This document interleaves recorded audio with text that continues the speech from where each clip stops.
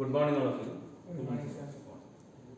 നിങ്ങൾ പറഞ്ഞത് കോൺഫറൻസിനെ കുറിച്ച്, കോൺഫറൻസിൻ്റെ നടത്തിപ്പുമായി ബന്ധപ്പെട്ട കാര്യങ്ങൾ, പിന്നെ അതുപോലെ എന്താണ് കോൺഫറൻസ് പറഞ്ഞാൽ ഉദ്ദേശിക്കുന്നത്, ഇങ്ങനത്തെ കാര്യങ്ങളെക്കുറിച്ച് അറിയാൻ വേണ്ടി നിങ്ങൾ താല്പര്യം പ്രകടിപ്പിച്ചിരുന്നു. അപ്പോൾ എന്തൊക്കെയാണ് ഇതുമായിട്ട് ബന്ധപ്പെട്ട് നിങ്ങൾക്ക് അറിയേണ്ടത്? സാർ നമ്മളിപ്പോൾ നമ്മൾ അപ്രോച്ച് നമ്മൾ മറ്റുള്ള കോളേജുള്ളത് എങ്ങനെ ഡയറക്റ്റായിട്ട് ഇങ്ങനെ കണക്ട് ചെയ്യണം. ഇപ്പോൾ നമ്മളിപ്പോൾ ഓരോ സ്റ്റേറ്റ്സ് ഉണ്ടാവുമല്ലോ, സ്റ്റേറ്റ്സ് വന്നപ്പോൾ എങ്ങനെയാണ് നമ്മൾ അവരായിട്ട് ഇങ്ങനെ മെയിൽ ത്രൂ വഴി നമ്മളത് ഉണ്ടാവുക. അപ്പോൾ എങ്ങനെയാണ് നമ്മളത് പ്രൊസീജിയർ ചെയ്യുന്നത്? ഇപ്പോൾ സൗരവ് പറഞ്ഞ വളരെ പ്രധാനപ്പെട്ട ഒരു പോയിന്റാണ്. ശരിക്കും കോൺഫറൻസ് പറഞ്ഞാൽ ഉദ്ദേശിക്കുന്നത് ഒരു കൂടിച്ചേരൽ, ഒരു ഗ്യാതറിംഗ് ആണ് ഉദ്ദേശിക്കുന്നത്. അപ്പോൾ അതിനകത്ത് നമ്മൾ ലോകത്തിൻ്റെ വിവിധ ഭാഗങ്ങളിൽ നിന്നുള്ള എക്സ്പേർട്സ്, ഇപ്പോൾ നമ്മളിപ്പോൾ കാലഘട്ടത്തിൽ industrial experts, researchers, academicians, students എല്ലാവരും കൂടെ വന്നിട്ട് നമ്മുടെ കോളേജിൽ ഗ്യാദർ ചെയ്യണം. ഇപ്പോൾ സൗരവ് പറഞ്ഞ പോലെ തന്നെ അവരുമായിട്ടൊരു നെറ്റ്വർക്ക് ബിൽഡ് ചെയ്യാനാണ് ഉദ്ദേശിക്കുന്നത്. അപ്പോൾ വീണ്ടും ഇപ്പോൾ സായന്ത് ചോദിക്കും എന്ത് നെറ്റ്വർക്കാണ് സാധിക്കുന്നത്. അപ്പോൾ നമ്മൾ ഓരോ സ്റ്റുഡൻസിനും ഓരോ ഏരിയയിൽ എക്സ്പെർട്ടീസ് അല്ലെങ്കിൽ they would like to go forward in a certain direction. For example ഇപ്പോൾ മെക്കാനിക്കൽ എഞ്ചിനീയറിംഗ് ആണെങ്കിൽ ഒരുപാട് അഡ്വാൻസ്ഡ് ഏരിയാസ് വന്നിട്ടുണ്ട്. ആ ഏരിയാസൊക്കെ കൂടുതലായിട്ടുള്ളത് ഒരു ഇൻ്റർ ഡിസിപ്ലിനറി അല്ല ഏരിയാസാണ്. അതിപ്പോൾ വെറും മെക്കാനിക്കൽ എഞ്ചിനീയറിംഗ് എന്നല്ല, മെക്കാട്രോണിക്സ് എന്ന് പറഞ്ഞ പുതിയ ഏരിയ വരുന്നുണ്ട്. അതേപോലെ തന്നെ ഇപ്പോൾ മെഷീനിങ്ങിലാണ് ഡിജിറ്റൽ ട്വിൻ എന്ന് പറഞ്ഞൊരു ഏരിയ വരുന്നുണ്ട്. അതുപോലെ അഡിറ്റീവ് മാനുഫാക്ചറിങ്ങിലാണ് ഇപ്പോൾ വോളിമെട്രിക് അഡിറ്റീവ് മാനുഫാക്ചറിങ് വരുന്നുണ്ട്. ഇതുപോലെ ഒട്ടേറെ പുതിയ മേഖലകൾ വന്നുകൊണ്ടിരിക്കുകയാണ്. അപ്പോൾ ഈ മേഖലകളിലേക്ക് സ്റ്റുഡൻസിന് കടക്കാൻ താല്പര്യമുണ്ടാകും. അപ്പോൾ അവരുമായി ബന്ധപ്പെട്ടിട്ട് എന്താണ് അവരുമായിട്ടൊരു ബാക്കിയുള്ള റിസർച്ചേഴ്സുമായിട്ട് ഒരു നെറ്റ്വർക്ക് എസ്റ്റാബ്ലിഷ് ചെയ്യുക. ഇതാണ് മുഖ്യമായിട്ട് നമ്മുടെ കോൺഫറൻസിൻ്റെ ഉദ്ദേശം. പിന്നെ സാറ് ഇപ്പോൾ സാറിപ്പോൾ ഓൾറെഡി കോൺഫറൻസ് കുറേ നടത്തിയതാണല്ലോ, നമ്മൾ ഫസ്റ്റ് ടൈമാണ്. അപ്പോൾ എന്തെല്ലാം തടസ്സങ്ങളാണ് നേരിടുക സാറ്? എന്തെങ്കിലും ബുദ്ധിമുട്ട് ചെയ്തുകൊണ്ടിരിക്കുമ്പോൾ നമുക്ക് പെട്ടെന്ന് എന്തെങ്കിലും തടസ്സം നമുക്ക് നേരത്തെ അറിയാമെങ്കിൽ നമുക്കത് സൊല്യൂഷൻ നമുക്ക് കണ്ടുപിടിക്കുമല്ലോ ഫസ്റ്റ്. അപ്പോൾ എന്തെങ്കിലും തടസ്സങ്ങൾ വരുന്നുണ്ടോ എന്ന് സാറ് പറയും. സാറ് ഓൾറെഡി നടത്തിയതാണല്ലോ പറയും. തീർച്ചയായിട്ടും സൗരവ് പറഞ്ഞത് ഒരു മുഖ്യമായൊരു കാര്യമാണ്. അപ്പോൾ നമ്മുടെ കോൺഫറൻസുമായി ബന്ധപ്പെട്ട് എൻ്റെ എക്സ്പീരിയൻസ് എന്ന് പറഞ്ഞാൽ 2013 മാർച്ച് 22-23 തീയതികളിൽ നമ്മുടെ കോളേജിൽ മാനുഫാക്ചറിങ് ആയിട്ട് ബന്ധപ്പെട്ട് കോളേജിൽ നടന്ന ആദ്യത്തെ കോൺഫറൻസ് എന്ന് തന്നെ പറയാൻ പറ്റും നമുക്ക്. Emerging trends in manufacturing science and engineering എന്ന പേരിലാണ് ആ ഒരു കോൺഫറൻസ് നടന്നത്. ഈ കോൺഫറൻസിനകത്ത് നമുക്ക് 150ഓളം ലേഖകരുടെ പങ്കാളിത്തം ഉണ്ടായിരുന്നു. So we had participants from various parts of India.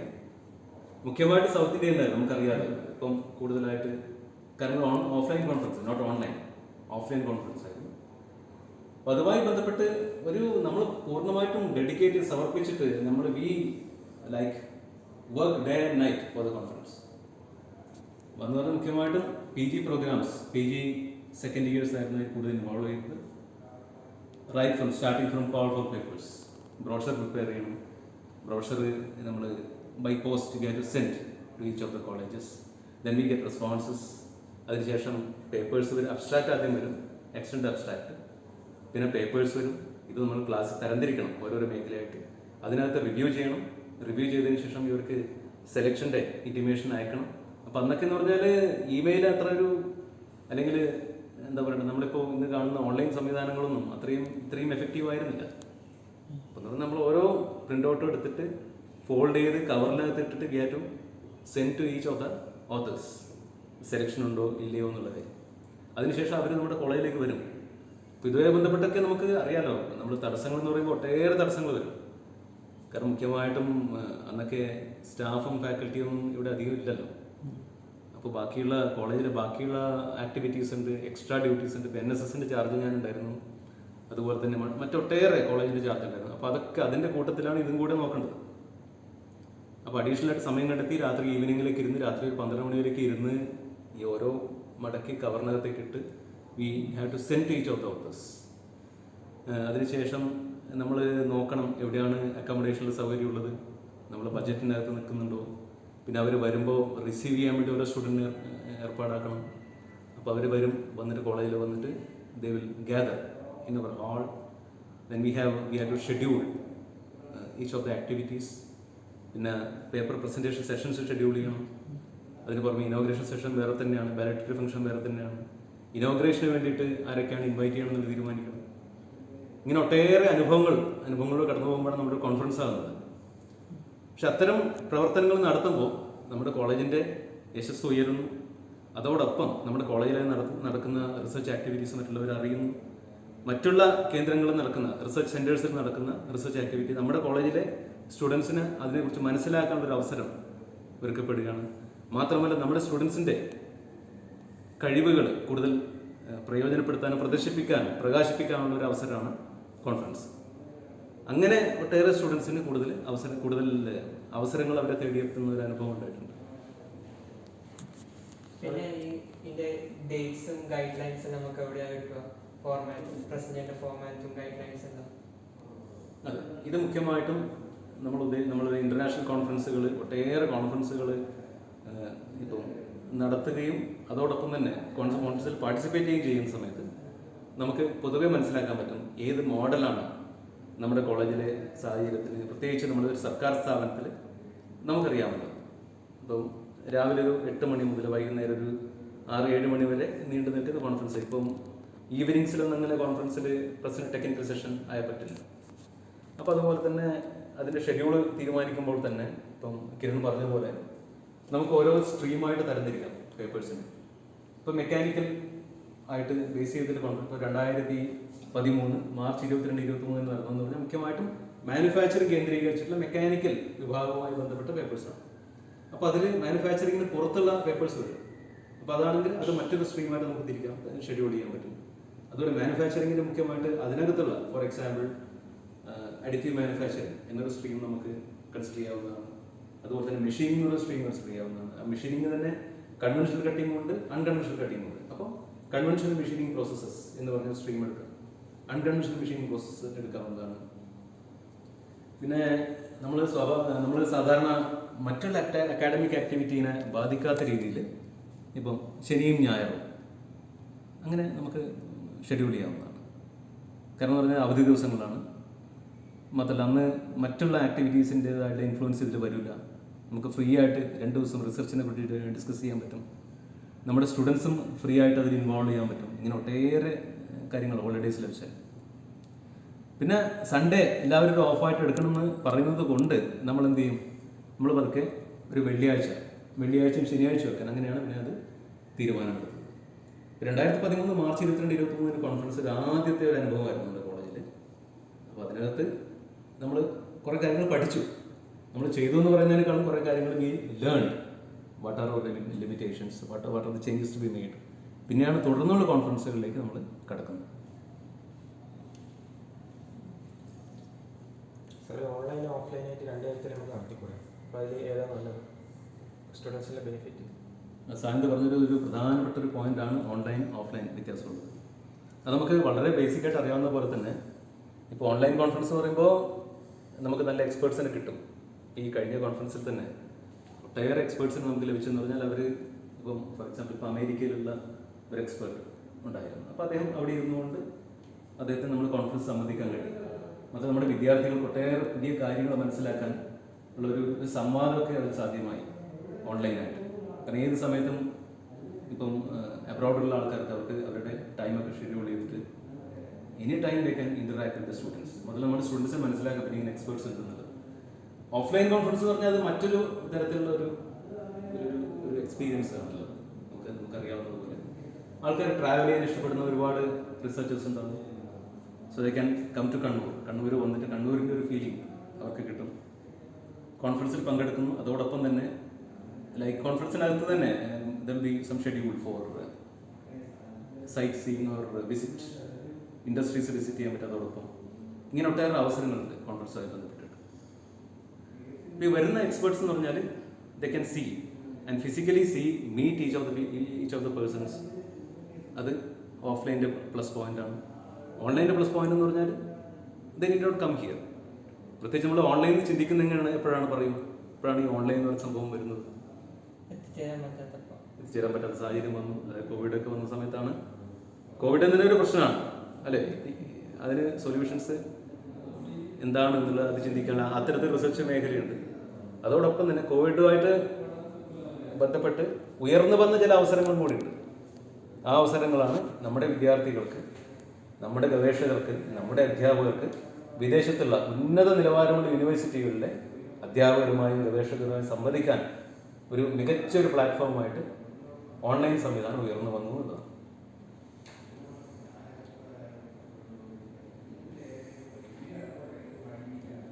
പിന്നെ ഓൺലൈൻ ഇപ്പോൾ പേപ്പർ പ്രസന്റ് ചെയ്യുമ്പോൾ നമ്മൾ ശ്രദ്ധിക്കേണ്ട കാര്യങ്ങൾ എന്താ നമ്മൾ പ്രസന്റ് ചെയ്യുമ്പോൾ? അതെ, ഓൺലൈനിൽ നമുക്കറിയാം, നമ്മുടെ അനുഭവം, നമ്മുടെ എക്സ്പീരിയൻസ് ഉണ്ട്. കാരണം നിങ്ങളൊക്കെ അതിൽ കോൺഫറൻസിൽ ഇൻവോൾവ് ആണ്. നിങ്ങൾക്കറിയാം എന്താണ് നിങ്ങൾക്ക് അറിയുന്നത്. നിങ്ങൾ മനസ്സിലാക്കിയിട്ടുള്ളത് ഓൺലൈൻ കോൺഫറൻസ് ആകുമ്പോൾ നെറ്റ്വർക്ക് കണക്ടിവിറ്റി ഒരു മുഖ്യ വിഷയമാണ്. എല്ലാ സമയത്തും ഒരുപോലെ കണക്ടിവിറ്റി ഉണ്ടായിക്കൊള്ളുന്നില്ല. നമ്മുടെ ഈ കോൺഫറൻസ് ഒരു പക്ഷേ ഒരു വിധം കുറ്റമറ്റതായി തന്നെ വന്നിരുന്നു. പക്ഷേ എങ്കിലും നമുക്ക് മുൻകൂട്ടി പ്രവചിക്കാൻ പറ്റാത്ത തരത്തിലുള്ള പ്രശ്നങ്ങൾ ഉയർന്നു വരാവുന്നതാണ് നെറ്റ്വർക്ക് കണക്ടിവിറ്റിയെ ബന്ധപ്പെട്ട്. അതുകൊണ്ട് ഇപ്പം ഓൾമോസ്റ്റ് എല്ലാ ഇൻ്റർനാഷണൽ കോൺഫറൻസുകളിലും അവലംബിക്കുന്ന ഒരു മെത്തേഡ് എന്ന് പറഞ്ഞാൽ മുൻകൂട്ടി വളരെ ക്ലാരിറ്റിയോടുകൂടി മുൻകൂട്ടി വെരിഫൈ ചെയ്യപ്പെട്ട വീഡിയോസ് എന്ത് ചെയ്യും, പാർട്ടിസിപ്പൻസ് അപ്ലോഡ് ചെയ്ത് അത് വെരിഫൈ ചെയ്തതിന് ശേഷം അത് പ്ലേ ചെയ്തിട്ട് തുടർന്നുള്ള ആശയവിനിമയം, അതായത് ക്വസ്റ്റ്യൻ ആൻസർ സെഷനിലേക്ക് കടക്കുമ്പോൾ പാർട്ടിസിപ്പൻ്റ് ഓൺലൈനായി വരികയും പിന്നെ അദ്ദേഹം ഈ ചോദ്യങ്ങൾക്ക് അദ്ദേഹത്തിൻ്റെ രീതിയിലുള്ള ആൻസർ, അതോടൊപ്പം തന്നെ മറ്റുള്ള ഗവേഷകരുടെ ചോദ്യങ്ങൾക്ക് അദ്ദേഹം മറുപടി പറയുന്നു. അതോടൊപ്പം അദ്ദേഹം ചില പുതിയ വെല്ലുവിളികൾ എന്തൊക്കെയാണ് ഗവേഷണ മേഖലയിൽ അത് ഉയർത്തിക്കൊണ്ടുവരുന്നു, അതിനെക്കുറിച്ചൊരു ചർച്ച നടക്കുന്നു, തുറന്നുള്ള സംവാദങ്ങൾ, ഈ കാര്യങ്ങളൊക്കെയാണ് ഇതിൻ്റെ ഏറ്റവും വലിയ ഓരോ സെഷൻ്റെ ആകർഷണം. അപ്പോൾ ഈ ഓൺലൈൻ കോൺഫറൻസ് എന്ന ഒരു ആശയം പുതിയതായിട്ട് വന്നതാണ്. അപ്പോൾ ഇതിനകത്ത് ഒട്ടേറെ നമുക്ക് ബെനിഫിറ്റ്സ് ഉണ്ട്. കാരണം നമുക്ക് അന്താരാഷ്ട്ര നിലവാരത്തിലുള്ള ഗവേഷകരെ സംവദിക്കാൻ കഴിയും. പിന്നെ മുൻകൂട്ടി വീഡിയോ തയ്യാറാക്കുന്നതുകൊണ്ട് ഒരു എന്താ പറയേണ്ടത്, ഓഡിയൻസ് ഉണ്ട് എന്നുള്ള ഒരു ഫീലിംഗ് ഇല്ലാതെ അവർക്ക് വളരെ ഫ്രീ ആയിട്ട് പ്രസൻറ്റ് ചെയ്യാൻ പറ്റും. പിന്നെ അത് നമ്മൾ പ്ലേ ചെയ്യുകയാണ് ചെയ്യുന്നത്. അപ്പം അങ്ങനെ ഒരു അഡ്വാൻറ്റേജ് ഉണ്ട്. പിന്നെ തുടർന്ന് വളരെ ഫ്രീ ആയിട്ടൊരു മൈൻഡ് സെറ്റോടുകൂടി ഇതിന് സംവദിക്കാൻ പറ്റും മറ്റുള്ള ഗവേഷകർക്ക്. അതേസമയം മറ്റുള്ള ഗവേഷകർക്ക് ആ ഒരു മേഖലയെ ബന്ധപ്പെട്ട സംശയങ്ങൾ ചോദിക്കാം, അതിന് മറുപടി ലഭിക്കും. അപ്പോൾ ഈ രീതിയിൽ വളരെ ഇൻട്രാക്ഷൻ, ഓഫ് കോഴ്സ് നമുക്കറിയാം ഓഫ്ലൈൻ ആണെങ്കിൽ നേരിട്ടൊന്നും സംസാരിക്കുന്നില്ല, അതിൻ്റെ ഒരു എഫക്റ്റ് ഇല്ലെങ്കിലും ഒരു പരിധിവരെ നമുക്കത് എന്താ പറയേണ്ടത്, നമുക്കത് ഇത് സോൾവ് ചെയ്യാൻ പറ്റാത്ത ഒരു പ്രോബ്ലം എന്നാണ് ഞാൻ വിശ്വസിക്കുന്നത്. നിങ്ങൾക്ക് അതേപോലെ തന്നെയാണ് അനുഭവം വിചാരിക്കുന്നത്. നമ്മളിപ്പോൾ ഫസ്റ്റ് ഇയറാണ് പോകുന്നത്, ഫസ്റ്റ് ഇതിൽ കാണുന്നത് നമ്മളിപ്പോൾ സെക്കൻഡ് ഇയർ എത്തി. നമ്മൾ ഫസ്റ്റ് ഇയർ സ്റ്റുഡൻസ് എങ്ങനെ ഇമ്പ്രൂവ് ചെയ്യിക്കാൻ പറ്റും ഈ കോൺഫറൻസ്? തീർച്ചയായിട്ടും വളരെ പ്രധാനപ്പെട്ട ചോദ്യമാണ് സൗരവ് ചോദിക്കുന്നത്. ഫസ്റ്റ് ഇയർ നിങ്ങൾ വന്നു, പക്ഷെ ഞാൻ തിരിച്ചു ചോദിക്കാൻ ആഗ്രഹിക്കുന്നത്, ഫസ്റ്റ് ഇയർ വന്നപ്പോൾ പെട്ടെന്ന് തന്നെ എനിക്ക് തോന്നുന്നു within few days you entered in ആ കോൺഫറൻസ് മൂഡിലേക്ക് കിടക്കുകയാണ് അല്ലേ? 3 പേരൊക്കെ, കിരണോദയ, സായന്തോദയ, സൗരവോദയ, 3 പേരും കോൺഫിഡൻസിൻ്റെ ആ ഒരു ഫീലിംഗ്, ഒരു മൂഡിലേക്ക് കിടക്കുകയാണ്. പുതിയതായിട്ടുള്ള അനുഭവമാണോ ശരിക്കും? എല്ലാം മുമ്പ് കണ്ടിട്ടുണ്ടാവില്ല അല്ലേ? ഇല്ല. അപ്പോൾ എങ്ങനെയാണ് നിങ്ങൾക്ക് എങ്ങനെയാണ് തോന്നിയത് ശരിക്കും? നിങ്ങൾ ഫസ്റ്റ് ഇയേഴ്സ് നമ്മൾ ജസ്റ്റ് കണക്ട് ചെയ്ത് നോക്കുക. അതായത് നമുക്ക് കോൺഫറൻസ് ആൾക്കാർ വേണ്ടുന്ന ആൾക്കാർ നമുക്ക് ഒരു സ്റ്റേറ്റ് നമുക്ക് ഡിവൈഡ് ചെയ്താൽ മതി. അപ്പോൾ നമ്മൾ അതിനായിട്ട് ഉത്തരവാദിത്തം, ആ ഉത്തരവാദിത്തമുള്ള പ്രൊഫഷണൽ കോളേജിൻ്റെ ആ ഡീറ്റെയിൽസ് എഴുതിയത് നമ്മൾ ആ മെയിൽ സീനിയർ സ്റ്റുഡൻസിന് മെയിൽ. അപ്പോൾ സൗരവ് പറഞ്ഞ ഒരു പ്രധാനപ്പെട്ട ഒരു മേഖല, ഒരു വളരെ മുഖ്യമായ ഒരു മേഖല എന്ന് പറഞ്ഞാൽ ഫസ്റ്റ് ഇയർ സ്റ്റുഡൻസിന് പരിചയമില്ലാത്തൊരു സാഹചര്യം, ഒരു കോൺഫറൻസ് എന്ന് പറഞ്ഞൊരു എക്സ്പീരിയൻസ് അവർ ഫസ്റ്റ് ടൈമാണ് കാണുന്നത്. ശരിക്കും ഓഫ്ലൈൻ കോൺഫറൻസ് ആണെങ്കിൽ കുറച്ചും കൂടി വിദ്യാർത്ഥികളുടെ, കാരണം ഓൺലൈൻ എന്ന് പറയുമ്പോൾ നമുക്കറിയാം എന്താണ്, ഒരു സിസ്റ്റം ഉണ്ടാവും, ആ സിസ്റ്റത്തിൻ്റെ കണക്ടിവിറ്റി ചെക്ക് ചെയ്യണം. അതിന് മുന്നിൽ 1-2 പേര്, ഒരു സെഷൻ മാനേജറും, ഇപ്പോൾ M.Tech സ്റ്റുഡൻറ്റ്, PG സ്റ്റുഡൻ്റ് ആണെങ്കിൽ ഒരു ടെക്നിക്കൽ മാനേജറും 2 പേരും കൂടി ഇരുന്ന് ഒരു കോൺഫറൻസിൻ്റെ ഒരു സെഷൻ മുഴുവൻ നിയന്ത്രിക്കുകയാണ് ചെയ്യുന്നത്. അപ്പോൾ അതുപോലെ ഒരു കമ്പ്യൂട്ടറിനകത്ത് നിങ്ങൾ കുറച്ച് കാര്യങ്ങൾ, ടെക്നിക്കലായ കുറച്ച് കാര്യങ്ങൾ നിയന്ത്രിക്കുകയാണ് ചെയ്യുന്നത്. പക്ഷേ ഓഫ്ലൈൻ എന്ന് പറഞ്ഞാൽ അതല്ല. ഓഫ്ലൈൻ്റെ ചിത്രം വേറെ തന്നെയാണ്. ഓഫ്ലൈൻ എന്ന് പറയുമ്പോൾ സെഷൻ മാനേജർ, ടെക്നിക്കൽ മാനേജർ ഒരു ഹാളിനകത്താണ് നിൽക്കുന്നത്. ഹാളിന് പുറത്ത് എത്ര പേരാണ് പ്രസൻറ്റ് ചെയ്യാൻ പോകുന്നത്, എത്ര പാർട്ടിസിപ്പൻസ് ആണുള്ളത്, എത്ര ഗവേഷകരാണ് ഇതിൽ വരുന്നത്, അതിന് പുറമെ ഗവേഷകർ അറ്റൻഡ് ചെയ്യാൻ വരുന്നവരും കൂടി ഉണ്ടാകും. അതായത് പ്രസൻറ്റ് ചെയ്യുന്നവരുണ്ടാവും, അറ്റൻഡ് ചെയ്യുന്നത്. ഇപ്പോൾ ഈ ഓൺലൈൻ എന്ന് പറയുമ്പോൾ ആ സംവിധാനത്തിൽ അറ്റൻഡൻസ് എന്ന് പറഞ്ഞാൽ എങ്ങനെയാണ്, നിങ്ങൾ ജസ്റ്റ് അഡ്മിറ്റ് ചെയ്യുകയാണ് ചെയ്യുന്നത്. ഒരു ഐക്കൺ മാത്രം നിങ്ങൾ കാണുന്ന, അതിനകത്ത് നിങ്ങൾ സൗണ്ട് കേൾക്കുന്നു, ഒരു വീഡിയോ കാണുന്നു. പക്ഷെ ഇന്നൊരു ഫിസിക്കലി അദ്ദേഹം വരികയാണ്. വരുമ്പോൾ നിങ്ങൾ അദ്ദേഹത്തിന് സ്വാഗതം ചെയ്യുകയാണ് ഈ ഒരു കോൺഫറൻസിലേക്ക്, ഈ ഒരു സെഷനിലേക്ക്. അപ്പോൾ അദ്ദേഹത്തിൻ്റെ സീറ്റിലിരിക്കുകയാണ്, അദ്ദേഹത്തിന് മുൻകൂട്ടി നിശ്ചയിക്കപ്പെട്ട റിസർവ്ഡ് സീറ്റിൽ അദ്ദേഹം ഇരിക്കുകയാണ്. സെഷൻ മാനേജറും നിങ്ങൾക്ക് ആക്റ്റീവായിട്ട് ഇൻവോൾവ് ചെയ്യാനുണ്ട്, ഇവരെയൊക്കെ നിങ്ങൾ നിയന്ത്രിക്കുകയാണ്, അല്ലെങ്കിൽ ഇവർക്ക് ഡയറക്ഷൻ കൊടുക്കുകയാണ് നിങ്ങൾ മൈക്കിൽ കൂടിയിട്ട്. അപ്പോൾ അങ്ങനെ ഒരു അനുഭവം എന്ന് പറഞ്ഞാൽ നേരിട്ടുള്ള അനുഭവമാണ്. എന്ന് പറഞ്ഞാൽ ഒരു സിസ്റ്റത്തിന് മുന്നിലുള്ള അനുഭവമാണ്. ചെറിയ വ്യത്യാസമുണ്ട് എങ്കിലും നമുക്ക് പരിചയമില്ലാത്തൊരു സാഹചര്യങ്ങൾ രണ്ടും ഓൺലൈനും ഓഫ്ലൈനും നമുക്ക് പരിചയമില്ലാത്തതാണ്. പക്ഷേ ഇതിനകത്ത് നമ്മൾ മുഖ്യമായിട്ട് റെഫറൻസ് ആയിട്ട് എടുക്കേണ്ടത് മുൻപ് നടന്ന കോൺഫറൻസുകളിലെ അതുമായി ബന്ധപ്പെട്ട അനുഭവമുള്ളവരുമായിട്ട് ഡിസ്കസ് ചെയ്യണം, ചർച്ച ചെയ്യണം. ഇതേപോലുള്ളൊരു ചർച്ചാ ഫോറമാണ് ശരിക്കും. അതിനകത്ത് എന്താണ് ഇതിൻ്റെ പ്രാധാന്യം, കോൺഫറൻസ് എന്തിനാണ് നടത്തുന്നത്, എന്താണ് അതിൻ്റെ ഇമ്പോർട്ടൻസ്. അപ്പോൾ ആ ഒരു ചോദ്യം, എന്തിനാണ് കോൺഫറൻസ് നടത്തുന്നത് ചോദ്യത്തിനുള്ള ഒരു ഉത്തരം ആദ്യം എനിക്ക് പറയാനുള്ളത്, വിദ്യാർത്ഥികൾക്ക് അവരുടെ ഗവേഷണ ഫലങ്ങൾ അല്ലെങ്കിൽ ഐഡിയാസ് ഒക്കെ ഷെയർ ചെയ്യാനുള്ള ഒരു പ്ലാറ്റ്ഫോമാണ് കോൺഫറൻസ്. അടുത്ത കാര്യം, ഇവർക്ക് പരിചയം കുറവാണ്, അനുഭവങ്ങൾ കുറവാണ്. അപ്പോൾ കൂടുതൽ അനുഭവവും പരിചയമുള്ള നമ്മുടെ നാട്ടിലെയോ നമ്മുടെ സംസ്ഥാനത്തിലെയോ നമ്മുടെ രാജ്യത്തെയോ മാത്രമല്ല വിദേശത്തുള്ള ഉന്നത സർവകലാശാലകളിലെ വിദഗ്ധരുമായിട്ട് നമ്മൾ പരിചയം കുറഞ്ഞ ഒരു ഫസ്റ്റ് ഇയർ സ്റ്റുഡൻസിന് ഈ ഒരു ചെറിയ പ്രായത്തിൽ തന്നെ അവർക്ക് സംവദിക്കാനും ആശയം കൈമാറാനും ഉള്ള അവസരം. അടുത്ത കാര്യം എന്ന് പറഞ്ഞാൽ, ഈ വിദ്യാർത്ഥികൾക്ക് ഫസ്റ്റ് ഇയർ സ്റ്റുഡൻസിന് തുടർന്ന് അവരുടെ കോഴ്സ് കഴിഞ്ഞതിന് ശേഷം എന്താണ് അവർക്കുള്ള അവസരം. അപ്പോൾ അവർക്ക് സ്വയം അവരുടെ പ്രവർത്തനങ്ങൾ മറ്റുള്ളവർക്ക് മുന്നിൽ പ്രകാശിപ്പിക്കാം, അവരുടെ ഐഡിയാസ് അവർക്ക് ഷെയർ ചെയ്യാം. സ്വയം അവർ ഒരു പൊട്ടൻഷ്യൽ കാൻഡിഡേറ്റായി ഉയർന്നു വരികയാണ് ചെയ്യുന്നത് കോൺഫറൻസിലൂടെ. അപ്പോൾ അങ്ങനെ അവരുടെ കഴിവുകൾ പ്രദർശിപ്പിക്കുമ്പോൾ മറ്റുള്ള വിദേശ സർവകലാശാലകളിലെ വിദഗ്ധരും ഇൻഡസ്ട്രിയിലെ വിദഗ്ധരും അവരൊക്കെ ഇവരുമായിട്ട് എന്താണ് പറയേണ്ടത്, ആശയങ്ങൾ കൈമാറുമ്പോൾ കൂടുതലായിട്ട് ഗവേഷണം മുന്നോട്ട് കൊണ്ടുപോകാൻ സാധിക്കും. കൂടുതലായിട്ട് അവർക്ക് ഗവേഷണം നടത്താനുള്ള അവസരങ്ങൾ കൈവരും. ഇവിടുത്തെ വിദ്യാർത്ഥികൾക്ക് മറ്റ് ഇൻഡസ്ട്രീസിലേക്ക് പോകാം, ഇൻഡസ്ട്രിയൽ എക്സ്പെർട്സിന് നമ്മുടെ കോളേജിലേക്ക് വരാം. ഇവിടെ കൂടുതൽ ചർച്ചകൾ നടക്കും. മാത്രമല്ല, നമ്മൾ ആത്യന്തികമായിട്ട് ഈ ഗവേഷണം പഠനം ഇതെല്ലാം നടത്തുന്നത് എന്തിനു വേണ്ടിയിട്ടാണ്?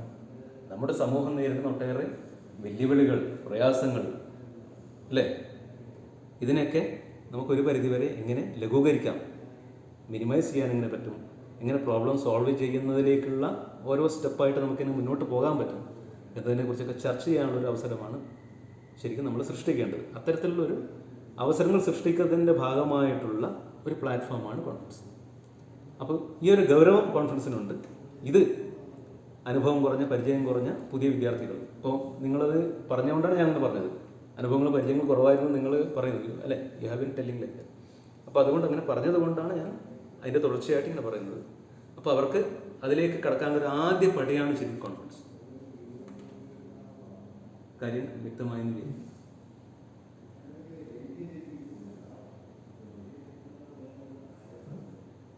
ഇപ്പൊ നമ്മളിപ്പോ കോൺഫറൻസ് പ്രസന്റ് ചെയ്യണമെങ്കിൽ നമ്മളുടെ പേപ്പർ എന്ത് സ്റ്റാൻഡേർഡ് വേണം, ഏത് ഗൈഡ് ലൈൻ ഫോളോ ചെയ്യണം, ഫോർമാറ്റ് എങ്ങനെയാണ്, അതെങ്ങനെയാണ് അറിയാം? അതായത് ഓരോ കോൺഫറൻസിനും ഓരോ തരത്തിലുള്ള ഫോർമാറ്റ് മുൻകൂട്ടി തീരുമാനിക്കപ്പെട്ടിട്ടുണ്ട്. പക്ഷേ ഈ ഫോർമാറ്റ് എന്ന് പറയുമ്പോൾ ഫോർമാറ്റിലല്ല, കണ്ടന്റിലാണ് ശരിക്കും അടിസ്ഥാനപരമായിട്ട് കാര്യമുള്ളത്. അപ്പോൾ ഓരോ കോൺഫറൻസിനും ഓരോരോ നിശ്ചിതമായ ചില ഗൈഡ് ലൈൻസ് ഉണ്ടാവും. അതുപ്രകാരമാണ് ഓരോ കോൺഫറൻസ് നടത്തുന്നത്. അപ്പോൾ അതെന്ന് പറഞ്ഞാൽ കോൺഫറൻസിൻ്റെ തുടക്കത്തിൽ ഇപ്പോൾ സീരീസ് ഓഫ് കോൺഫറൻസ് ആണെങ്കിൽ ആദ്യത്തെ കോൺഫറൻസിൽ തന്നെ നമ്മൾ തീരുമാനിക്കുകയാണ് ഇന്ന ഫോർമാറ്റിൽ. ഇപ്പോൾ ഫോർ എക്സാമ്പിൾ IEEE ഫോർമാറ്റിൽ നമുക്ക് കൂടുതലായിട്ടും കോൺഫറൻസുകൾക്ക് ഇപ്പോൾ ഡബിൾ കോളം ഫോർമാറ്റിലാണ് ഒരു പേപ്പർ പ്രസൻറ്റ് ചെയ്യപ്പെടുന്നത്. പിന്നെ അതിൻ്റെ കണ്ടൻറ്റ് സ്റ്റാൻഡേർഡിനെ കുറിച്ച് കിരൺ ചോദിച്ചു. കണ്ടൻറ്റ് സ്റ്റാൻഡേർഡ് എന്ന് പറയുമ്പോൾ നമ്മൾ ശരിക്കും ഏറ്റവും നല്ല സ്റ്റാൻഡേർഡുള്ള കണ്ടൻറ്റ് തന്നെ ആയിരിക്കണം എന്നാണ് ഞാൻ നിഷ്കർഷിക്കാറുള്ളത് സാധാരണയായിട്ട്. ഏറ്റവും നല്ല ക്വാളിറ്റിയുള്ള കണ്ടൻറ്റ് അത് ഒറിജിനലായിരിക്കണം. അതിൻ്റെ പുതുമയാണ് ഏറ്റവും പ്രധാനം, നോവൽറ്റി. നമ്മൾ പ്രസൻറ്റ് ചെയ്യുന്ന പേപ്പറിൻ്റെ നോവൽറ്റിയാണ് ഏറ്റവും പ്രധാനം. പിന്നീട് അതിൻ്റെ ഓർഗനൈസേഷൻ, എങ്ങനെയാണ് ആ കോൺഫറൻസ് പേപ്പർ ക്രമീകരിക്കുന്നത്, ഇൻട്രൊഡക്ഷൻ, അതിനകത്തുള്ള അതിൻ്റെ കണ്ടൻസ്, പിന്നെ അതുപോലെ തന്നെ അതിൻ്റെ മെത്തഡോളജി എന്തായിരുന്നു, അത് സയൻറ്റിഫിക് ആണോ, പിന്നെ അതിനുശേഷം അതിൽ നിന്ന് കിട്ടുന്ന റിസൾട്ട്സിൻ്റെ ക്വാണ്ടിറ്റി വൈസും ക്വാളിറ്റി വൈസും അതൊക്കെയാണ്. പിന്നെ അതിനുശേഷം അതിൽ തുടർന്നുള്ള ഡിസ്കഷൻസ്, ആ ഡിസ്കഷൻസ് കാര്യമായിട്ട് ഈ ഒരു ഗവേഷണ മേഖലയിൽ കാര്യമായ മാറ്റം ഉണ്ടാക്കാൻ എന്തെങ്കിലും തരത്തിലുള്ള ഒരു സൂചികകൾ അതുകൊണ്ട് നൽകുന്നുണ്ടോ, സൂചന നൽകാൻ പറ്റുന്നുണ്ടോ ആ ഡിസ്കഷൻ. തുടർന്ന് ഇതിൻ്റെ ഫൈനലായിട്ട് കൺക്ലൂഷൻസ്. ഇതെല്ലാം കൂടി ചേർന്നാണ് ഒരു സ്റ്റാൻഡേർഡ് കോൺഫറൻസ് ഫോർമാറ്റ്. അത് ഏറ്റവും നിലവാരത്തിലുള്ളതായിരിക്കണമെന്ന് ഞാൻ ഓൾവേസ് ഐ ഗീവ് എന്താണ് ഡയറക്ഷൻസ് ടു ദി ഓതേഴ്സ്. ഏറ്റവും നന്നായിരിക്കണം എന്ന്. പിന്നെ ഈ നന്നായിരിക്കണം എന്ന് പറയുമ്പോൾ കോൺഫറൻസിൻ്റെ content wise okay, quality wise, research, originality, novelty, ഈ കാര്യങ്ങളൊക്കെ നമ്മളിപ്പോൾ ചർച്ച ചെയ്തു.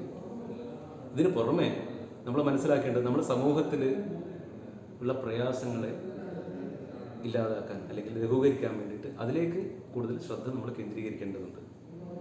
ഞാനൊരു ഉദാഹരണം പറയാം. നമ്മുടെ മെക്കാനിക്കൽ വിഭാഗത്തിൽ നമുക്ക് നമ്മുടെ കോളേജിനകത്ത് മുഖ്യമായിട്ടും 4 റിസർച്ച് ഗ്രൂപ്പുകളുണ്ട്, അറിയാലോ നിങ്ങൾക്ക്.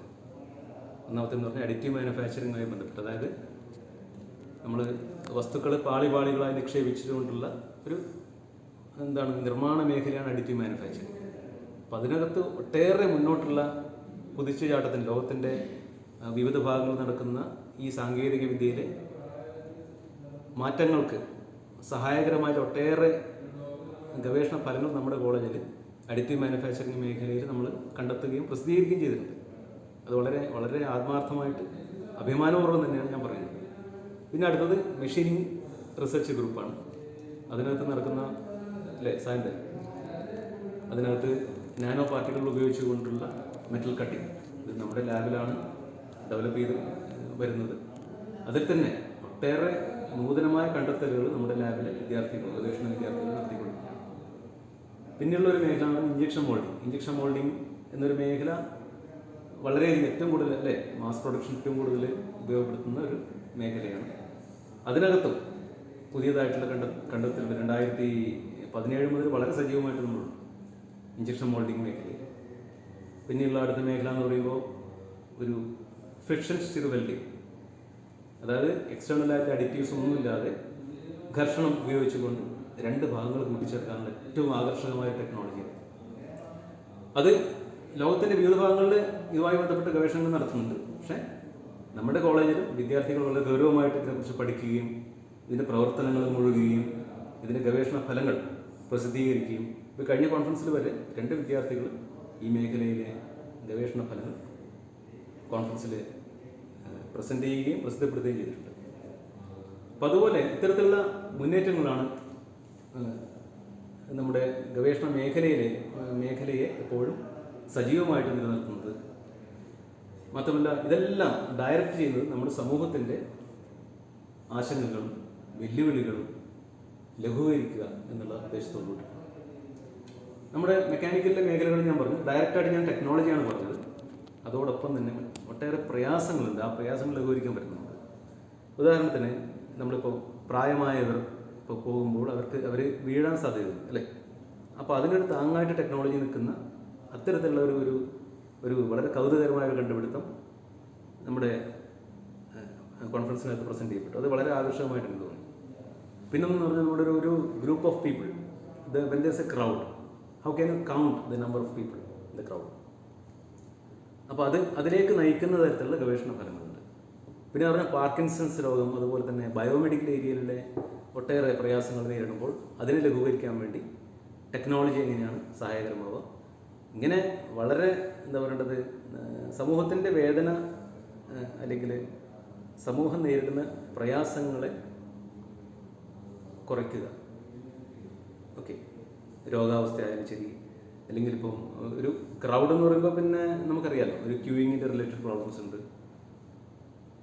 അതായത് നമുക്ക് കൂടുതൽ കാര്യക്ഷമമായിട്ട് ടെക്നോളജി ഉപയോഗിച്ചുകൊണ്ട് കൂടുതൽ കാര്യക്ഷമമായിട്ട് എങ്ങനെ നമ്മുടെ സമൂഹത്തെ മുന്നോട്ട് നയിക്കാം, ഇതായിരിക്കണം അടിസ്ഥാനപരമായിട്ട് അല്ലാതെ നമ്മൾ കുറേ ഗവേഷണ ഫലങ്ങൾ പ്രസിദ്ധീകരിച്ചു, അത് പ്രത്യേകിച്ച് പ്രയോജനം ഉണ്ടായില്ല എന്ന് പറഞ്ഞാൽ യാതൊരു കാര്യമില്ല. അപ്പോൾ നമ്മളെപ്പോഴും ശ്രദ്ധ കേന്ദ്രീകരിക്കുന്ന ഇത്തരം വസ്തുക്കളിലേക്ക് വിരൽ ചൂണ്ടിക്കൊണ്ട് തന്നെയാണ് നമ്മൾ ഒരു കോൺഫറൻസ് മുന്നോട്ട് നമ്മൾ ഉയർത്തിക്കൊണ്ടുവരുന്നത്.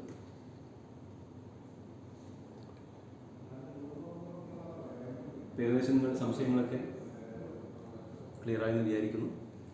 എന്താണ് കോൺഫറൻസിൻ്റെ പ്രാധാന്യം, എന്തിനാണ് നമ്മൾ നടത്തുന്നത്, യുവതലമുറ അല്ലെങ്കിൽ ടെക്നോളജിയിലേക്ക് കടന്നു വരുന്ന, പ്രത്യേകിച്ച് PG പ്രോഗ്രാമിലേക്ക് ഗൗരവത്തോടു കൂടി കടന്നു വരുന്ന യുവതലമുറ എന്തിനാണ് ഒരു കോൺഫറൻസിൻ്റെ മേഖലയിലേക്ക് കടന്നു വരണം, അല്ലെങ്കിൽ ഒരു കോൺഫറൻസിൻ്റെ നടത്തിപ്പുമായി ബന്ധപ്പെട്ടിട്ട് അവരെങ്ങനെ പ്രവർത്തിക്കണം, പിന്നെ എന്താണ് അവർക്ക് ഓഫർ ചെയ്യപ്പെടുന്ന അവസരങ്ങളൊക്കെ എന്താണ്, എന്തിനാണ് പൊതുവായിട്ട് നമ്മുടെ സമൂഹവുമായി ബന്ധപ്പെട്ട് കോൺഫറൻസും സമൂഹം തമ്മിൽ എന്താണ് ബന്ധം ഇതിനെക്കുറിച്ചൊക്കെ ഏകദേശം ഒരു ഒരു ഐഡിയ ലഭിച്ചു എന്ന് വിചാരിക്കുന്നു.